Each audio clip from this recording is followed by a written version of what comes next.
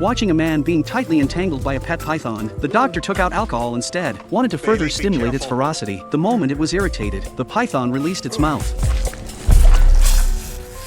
Oh my God. But in the next second its ferocity exploded. The doctor was so frightened that she backed away. The man has been strangled for 70 minutes. At this moment his left arm has completely lost feeling, and as time went by, the python was still getting tighter and tighter. In fact, the doctors also wanted to rescue, but unfortunately they really didn't dare to get close, and the animal control still hasn't come yet. The doctors were thinking of cutting off the snake's head, but it was stopped by the man, because this was his pet raised for many years. Gigi's just giving me a hug. Gigi is killing you. Burmese pythons are docile. Your situation suggests otherwise. It was indeed different from what he said. The man was severely hypoxic at this moment, because according to the habits of pythons, as long as the prey was still panting, the python would continue to tighten, and in this desperate situation, the doctor would rely on alcohol to irritate the snake to loosen its mouth. At the same time, someone bold enough to seize the snake's head. Others were helping. Don't bite me. Snakes, I hate snakes.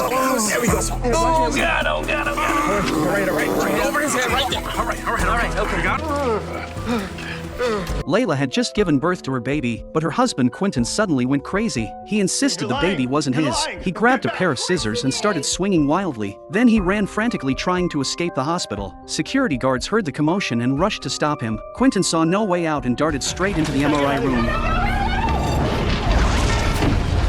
The doctor was stunned. She noticed the scissors were still vibrating. She realized it had punctured his carotid artery. The guard tried to shut down the power, but Hannah quickly stopped her. The magnets held everything in place now. If they turned off the machine, it would move the scissors. Quentin could bleed out within seconds. Firefighters arrived swiftly after the emergency call. They planned the rescue strategy with the doctors. Firefighters were tasked with stabilizing Quentin's body. Dr. Archer needed to stop the bleeding in the artery. A metal clamp definitely wouldn't work. Luckily, the hospital had a 3D printer. They quickly printed a plastic clamp. Psychiatrist Dr. Charles stood nearby calming Quentin down. He tried to understand what caused Quentin's breakdown. Noticing small lumps behind Quentin's neck, Charles suspected these might indicate a medical condition triggering sudden psychosis. Just as they were getting closer to an explanation, the plastic clamp was ready. Archer carefully cut open the skin and clamped the artery. Finally, he removed the scissors. Firefighters tightened their ropes holding Quentin still. As the MRI was switched off, Quentin was successfully saved.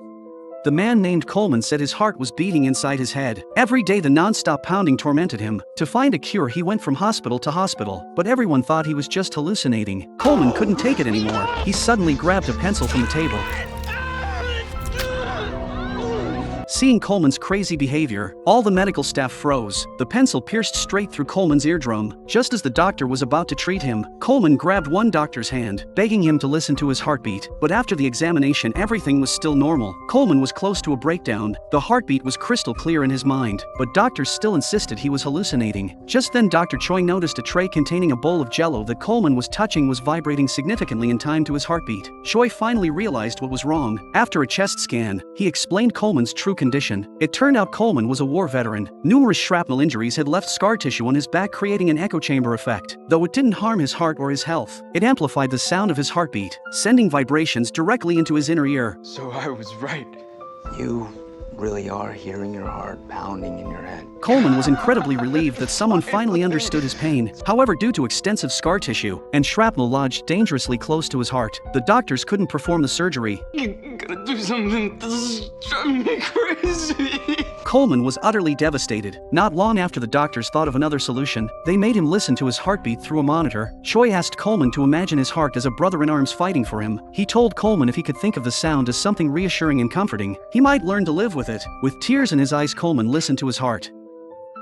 The little girl never imagined that the strange man next to her was there to rob the bank. Armando was very nervous. It was probably his first time. He walked up to the counter, quickly unzipped his jacket. The employee froze as soon as she saw the bomb. Armando took out a bag and signaled for her to put the money inside. He warned her not to call the police. The employee began putting money in the bag as requested, but secretly pressed the silent alarm anyway. The 911 dispatch center quickly received the alert and immediately sent nearby officers to the scene. By this time, Armando had already walked out of the bank. The officers officers caught up to him at that moment. They raised their guns and aimed. Armando immediately raised his hands in surrender. He slowly turned around, telling the officers someone else had strapped the bomb to him. He was also a victim. If he didn't deliver the money to the drop point in 5 minutes, they would detonate the bomb, and everyone would be in danger. Officer Mitchell didn't believe him. He thought Armando was lying to gain sympathy, but Carlos's instincts told him otherwise. He saw truth in Armando's eyes. Time was running out. Armando picked up the bag from the ground and decided to leave. Mitchell decided to shoot to stop him, but Carlos stopped Mitchell. He chose to trust Armando. However, because Carlos had let the robber go without authorization, he was suspended and placed under investigation. The investigator who walked in was his father Gabriel. Gabriel also believed Carlos might have been played by the robber. Carlos felt very disappointed hearing this. Even his own father didn't believe him. Before leaving, he told Gabriel he had simply done what Gabriel had always taught him,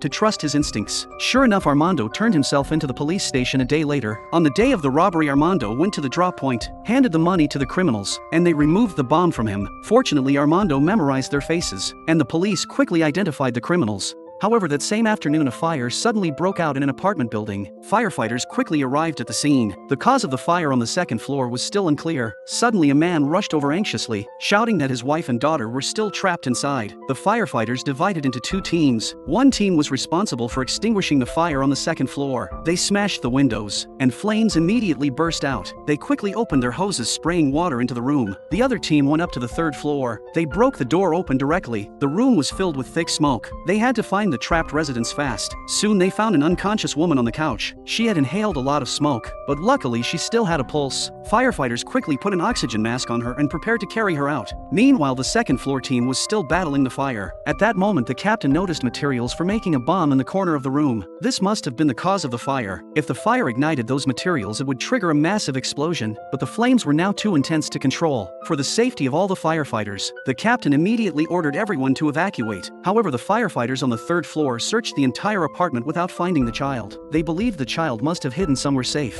Then they thought of the closet. By now, all firefighters had evacuated except for 2 members still on the 3rd floor. After a difficult search, they finally found the child inside a basket in the closet. Just as everyone evacuated, the explosives on the 2nd floor ignited and exploded. None of the residents could have imagined there was a ticking bomb hidden inside their apartment building. Police soon tracked down 2 suspects. These men had assembled the bomb in the apartment, then forced Armando to rob the bank by taking him hostage. But things hadn't gone as planned. Even worse, one of the criminals was injured in the explosion, so they ended up calling 911 themselves. Paramedics quickly arrived on the scene. A pregnant woman had collapsed in a mall parking garage, but as soon as they tried to help, the woman Amy suddenly pulled out a gun. Her partner Anthony jumped out beside her, but their goal wasn't to rob anyone. They just wanted paramedics to save their friend Chris. Earlier that afternoon, something went wrong while they were assembling a bomb. Chris was seriously injured and fighting for his life. They were afraid to go to a hospital, so they made a fake emergency call, planning to force the paramedics to treat Chris in their van, but Chris was severely wounded. It was impossible to treat him there. Tommy told them she knew a safe place,